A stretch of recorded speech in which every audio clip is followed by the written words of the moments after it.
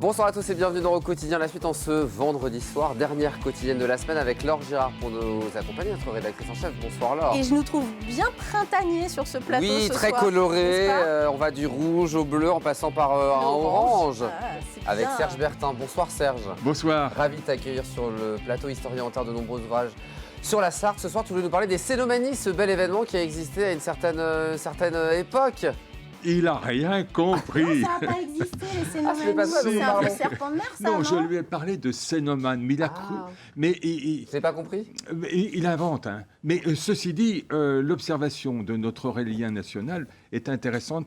Je promets que à la rentrée, je parlerai des Cénomanies, de l'histoire des Cénomanies. Cette Ça a vraiment fête qui existé existait à une certaine Ça- époque. ça a vraiment Ah existé oui. Ah oui, Oui, bah, les voilà, j'étais Cénomanies, pas en oui. Sarthe encore. Ben oui, mais Cénomania, Cénomanie, le Mans ne vit que par Cénomanie. Et là, je vais vous parler de Cénomane. Alors qu'est-ce? Rien à voir avec Cénomanie, rien à voir avec les Gaulois, rien. Ou indirectement. Cénomane, je vais vous parler de cette maison Cénomane.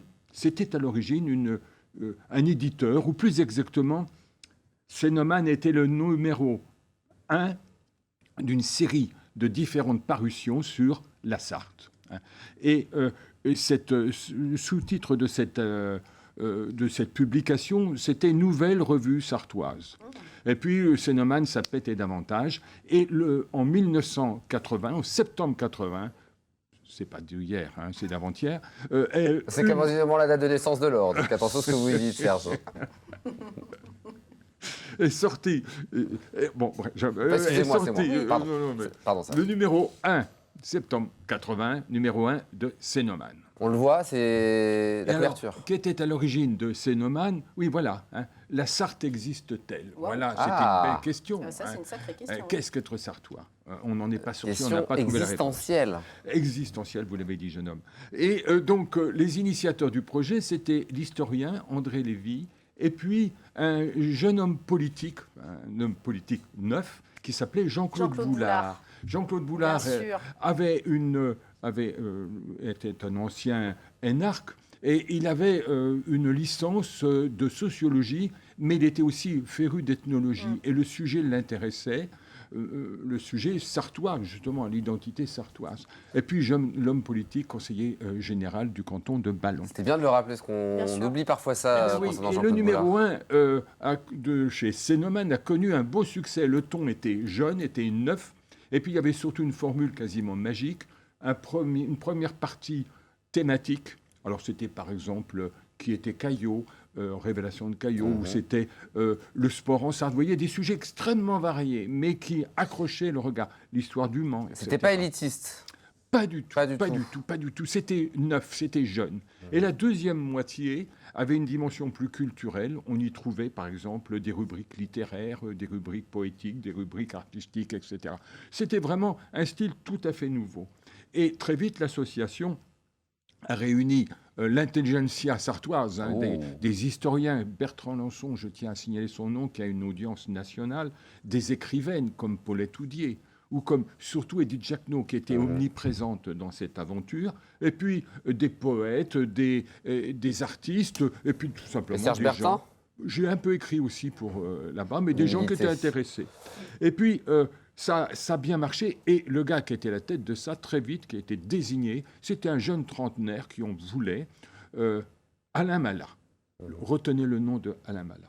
Et sous la conduite d'Alain Malat, Cénomane a vécu jusqu'en 1985, 16 numéros au total, à raison d'un numéro par saison. Donc 5 ans uniquement, pas plus. Oui, mais attention, 5 ans pour la revue Cénomane édition. Mais assez vite, au bout de 5 ans quand même, on s'est aperçu que l'équipe de rédaction fatiguait, que les sujets étaient pas toujours très excitants, que le niveau des ventes avait tendance à baisser, et puis, ma foi, qu'il fallait sortir de ces difficultés financières, il fallait sortir de ces difficultés par le haut. Or, un numéro spécial de la revue Cénomane qui s'intitulait Le Monde rural sartois, ce numéro avait connu un grand succès. 6000 exemplaires, donc édition, réédition, réédition. Ça avait marché. Donc l'idée qu'il y avait une vie en dehors de la revue. La vie, c'était le livre. Et c'est ainsi que la formule associative qui présidait à cette publication a donné naissance à une société d'édition qui s'est appelée Société d'édition Cénomane. Avec toujours mon gars Alain Malat à la tête de l'entreprise. Et là, cette société Cénomane a sorti pas moins de 172 livres, 172 ouvrages. Et ces ouvrages, ma foi, ils étaient répartis en 2 catégories. Il y avait des ouvrages liés à la Sarthe, par exemple L'Homme d'air de Gaston Chevreau, Les Sorciers Verts d'Edith Jacquenot, ou encore le Dictionnaire des mots sartois, Trésor des parlers cénomanes. Et la deuxième catégorie, c'était une catégorie plus ambitieuse, littéraire, des titres français bien sûr, mais aussi des titres sud-américains ou latino-américains, et des titres nordiques. C'est en 2015 que Cénomane se termine. Alain Malat ferme, éteint les lumières de la boutique Cénomane, mais le nom de Cénomane ne continue pas moins de briller grâce aux livres qui ont été édités. Et vous savez bien que le livre, c'est la plus sûre clé de l'immortalité. Et puis ça reste le livre, évidemment. Et ça reste, on peut les retrouver, ces livres On peut en retrouver, bien sûr. Il y a encore un éditeur qui s'appelle Éric Jamet qui a repris le fond de Cénomane. Cénomane vit toujours par ses livres. Et on le salue. C'est important de le préciser. Absolument. On les trouve aussi dans les librairies encore, ces ouvrages? Alors, celui-ci, on ne trouvera pas, hein, c'est épuisé, mais il existe encore des livres de chez Cénomane. Je dois vous dire qu'on a fait quelques livres, par exemple Les Trésors des parlers Cénomane, les livres d'Edith Jacquenot sur l'histoire du petit Gros Louis, le livre sur... Cénomane avait édité aussi les marathons de danse,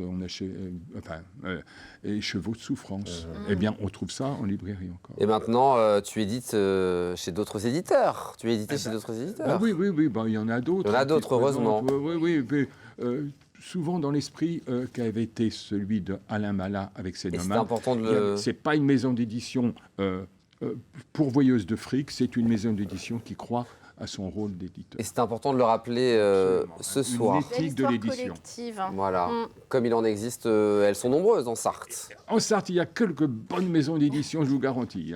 Et on continuera à en parler sur le plateau régulièrement avec toi le vendredi soir dans ce rendez-vous histoire. Avant de se quitter, un petit mot pour vous dire que ce week-end, demain à 19h, LMTV Sarthe et la Chambre des métiers et de l'artisanat vous propose le dernier numéro de l'année d'Artisamat consacré à l'artisanat dans notre département. Cette émission présentée par la présidente de la Chambre des métiers et de l'artisanat, Fabienne Malher-Boulanger. Voilà, au programme de ce numéro, le bien-être dans l'artisanat. On verra ça donc demain à 19h. Et puis, il faudra rester juste après, puisqu'à 19h30, numéro spécial de Secret d'entrepreneur. Chaque mois, vous le savez, Patrice Mété donne la parole à un chef d'entreprise sartois dans le cadre d'un entretien intimiste en face à face. Ce mois-ci, rencontre exceptionnelle avec Guillaume Richard, le patron de Wicker. Wicker, c'est le leader des services à domicile en France. Donc, émission spéciale d'une demi-heure. On connaît O2, oui, ici. bien sûr, voilà. évidemment. Donc, pour tout connaître de son histoire et de cette belle aventure, ça sera donc à 19h30 demain, samedi. Merci beaucoup d'être venu sur le plateau. Merci, très bonne soirée à vous. Merci beaucoup. Profitez de tout ce qui se passe en Sarthe ce week-end parce qu'il y a vraiment plein de choses. Mais dans un instant, c'est Aurélien Caillos. On lui souhaite une bonne fête à Aurélien, puisque c'est la Saint Aurélien. Ah oui, bonne fête Aurélien.